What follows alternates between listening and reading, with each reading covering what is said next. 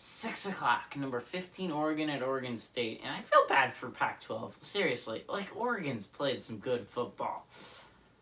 But here's the thing. They haven't played great football. And I'm upset. Like, how are you putting 2-loss Oklahoma and Georgia ahead of Oregon and BYU? Like, the college football playoff committee smoking crack the way they were making these decisions. It seems like they just tossed some names up in the air and they're like, oh, I pulled out Oklahoma. They should be, what are they, 11th, 12th in the entire nation?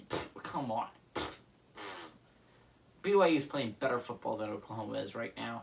BYU's playing phenomenal football. So is Oregon. Here's the problem with Oregon, in my opinion. Okay, listen close. Oregon has played some lackluster. They've had lackluster performances. They went down early against Stanford. They went down early against Washington State, and they went down early against UCLA. Now, they were able to fight their way back from all those. UCLA almost pulled off the dub with a second-string quarterback, which I'm going to give props to UCLA for that one. That was a great job. But Oregon State and the Civil War is going to be fun, which for some reason they changed it. Does anyone know why they changed it? Is it, like, I read that it was something about that Civil War had something to do with slavery? Yeah. You mean the war that ended slavery? What? That's like, I don't want to name our thing the Revolutionary War, because that's how death happened? What?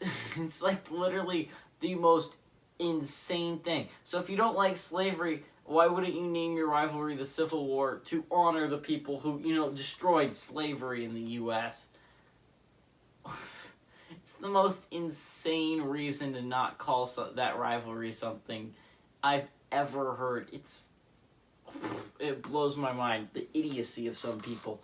But I'm going to call it the Civil War because gosh, that's such a fun name. I don't understand why you would ever get rid of it. That's the best rivalry game I've ever heard of. It's better than the freaking Egg Bowl, that's for sure.